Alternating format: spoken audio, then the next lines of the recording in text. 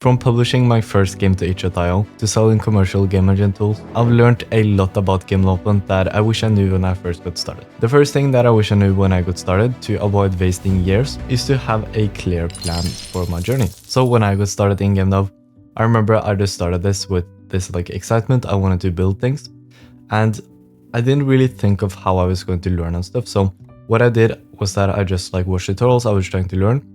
And I was just kind of experimenting in the game engine myself. And now you obviously have AI and stuff, so you might just use AI and you might just kind of do things, right? But I think it's so important that you actually have a plan and a goal for what you're going to achieve. So if you're a game developer, I think you should just utilize this thing and actually make games, not just waste so much time making these prototype projects that you just scrapped and you can't show anyone. So I think the best thing is that you have it your goal to release your first game. But first, obviously, we need to learn how we make games. So the best path to actually come to this point where you can finish and release your first game is going to be to first learn the foundations of code by doing these small experiments. So you kind of just play around. You be like a little kid, you try to experiment. What does this button do? What does this line of code do? What does this button in the IDE do? Whatever. Just experimenting, figuring out, being familiar and comfortable with the game engine, the tools, coding, the basics, and the most important things. Just experimenting, that's how you're going to learn those. And that's the first step. After that, you make bigger prototypes. So you make small experiences that people can play. Preferably, they're going to be relevant to the first game that you want to make. So you have some knowledge when you're about to start. Then you start your first game, you finish your first game, make it very small so you can actually finish and you can show it to your friends, for example. And then it's very important that you publish it so it's accessible. So that can be, for example, on itch. It can be on Google Play, App Store, on Steam even, if you really want to. Just get it out there. That's the important thing. Get it out there, preferably get feedback from others. That's the best thing about game development. I have so many of these moments when I publish my game to phone, on both App Store and Google Play. Everyone in the world can download the game. The game is also simple, so everyone can play it and have fun with it, right?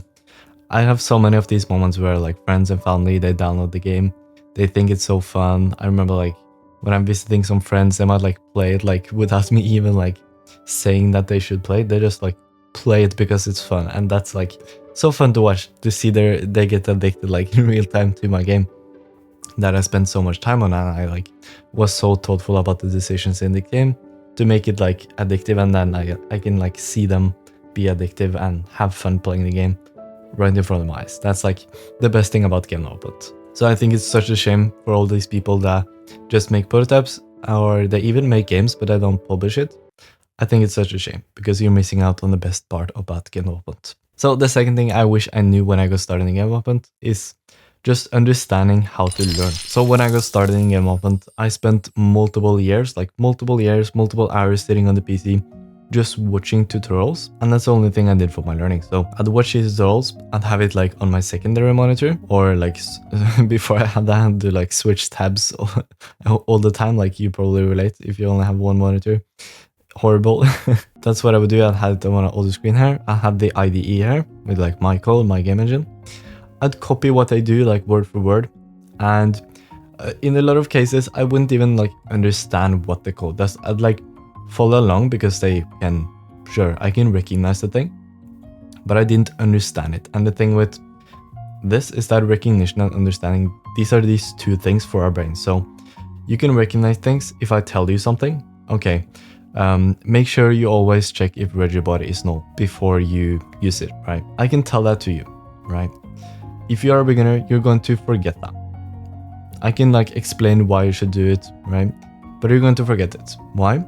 Well, it's because you didn't have a pain moment in your body. When you do something wrong, something doesn't work, you get a pain in the body, right? When you make that mistake yourself, you fail yourself, you're going to remember that pain and you're going to remember the things so much better.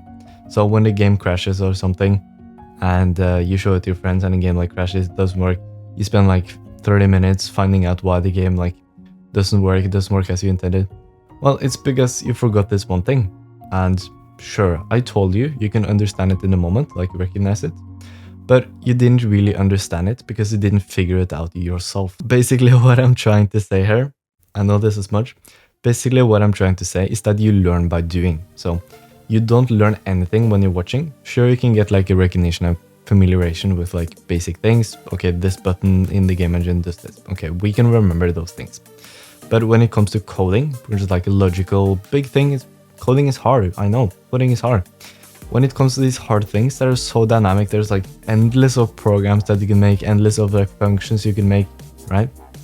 When it comes to these complex things, you can't try to remember everything. You can't remember code. You need to understand code, and understanding only comes from actually trying, experimenting, failing yourself. And that's exactly what I didn't do. I didn't try anything myself in this period where I was just watching tutorials.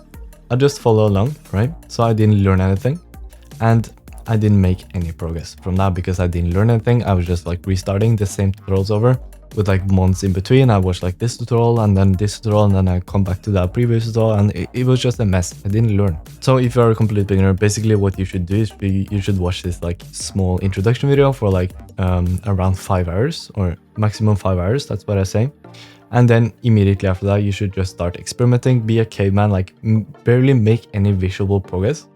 The point is just to like try and fail. You need to spend effort, and you also need to get feedback. So you need to fail, and you also need to win, and you do that by like doing it yourself. Now, the third thing I wish I knew when I got started is using AI the right way. So when I got started at making my first game, I was kind of like escaping tutorial hell. I was actually able to make progress. A lot of that was because of AI. So I used AI a ton in my first game. Even when AI wasn't good, this was like, if you remember, this was when O1 first came out, so like the first reasoning model in the world. That's when that came out, and it wasn't like super good. It's much better today, right? It's much better today. But the code there, it was such a mess. I didn't understand the code because I used AI so much, and I just look back at it. It took me 5 months to make the game. Like, it wasn't even effective. I could have made the same game in like 2 months if I didn't like use AI as much, and I just didn't use it and tried myself, right? As I preach now. And it was so stupid because your first game, it should be dedicated to learning all these things. It shouldn't be dedicated to like making the absolute best game possible. It shouldn't be to market the game as best as possible. It shouldn't be to like make that fast as possible, as effective as possible. Your first game, it should be like a collection of just you learning things, and that doesn't come from using AI. So it's the exact same with tutorials and AI. You're still like not doing anything. Sure, you can understand the code, and the AI can tell you like, oh, this code does this, script does this, right? But it's still the same. You need to experiment to actually figure it out and understand it yourself. So using AI is the same as tutorials, but it's just like 100 times more addictive because it actually works, and you can just like copy multiple 1,000 lines of code in like 15 minutes. So it's much more dangerous for your learning to like be stuck, not learn anything, because you can still like do things in a game engine with AI, but you don't understand what it does. So that's like the trap you're in. We want to actually learn the foundations of code. So what I recommend is that you make your first game completely without AI. You can use AI like with some guidance if you want to, but no AI code, right? In your entire first game, I don't want you to copy code, basically. And that's going to mean that you shouldn't just get the information as soon as you can. So I can ask you like whatever question in the world, you can get the answer within 10 seconds. You can open ChatGPT, you can ask it. And a lot of you, that's your instinct to do that. When you have a question, you just ask ChatGPT immediately. You get the information immediately. You use Google, right? But for learning, that's the opposite of what you want to do. You need to restrict your information to learn. So you need to on purpose not use AI, on purpose not use tutorials, even though you could get the results faster by using these things, you need to restrict them, right? Because you need to do it yourself to understand it, and just try and fail. Just try, right? You trying and failing for 15 minutes is going to make you learn so much faster than if you try to Google 20 things within those 15 minutes instead and you copy the code, right? You're going to learn so much more by doing one thing, struggling with one thing for 15 minutes, just on purpose restricting your information. And then after you restricted your information for like your first game, your initial learning, that's when you can actually start using AI. That's when you can use more tutorials for more advanced things, for concept overviews and things, right?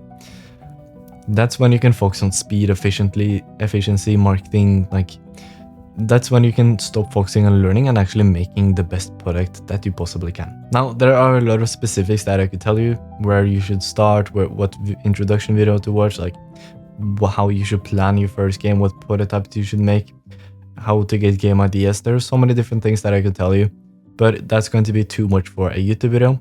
And it's all inside of my paid program, which is the first link in the description. It's called Smart Indie. It's the step-by-step plan for you to release your first game in only 60 days or less. How to set up monetization so you can actually earn money from your games. How to use AI effectively. I'll also beta test your game. And I have a 100% release guarantee. So if you join Smart Indie and if you don't release within 60 days, I'll personally coach you for free because I'm so confident that that won't happen. So it's the first link in the description to join Smart Indie. And yeah, I'll see you there if you're interested. Thank you so much for watching this video.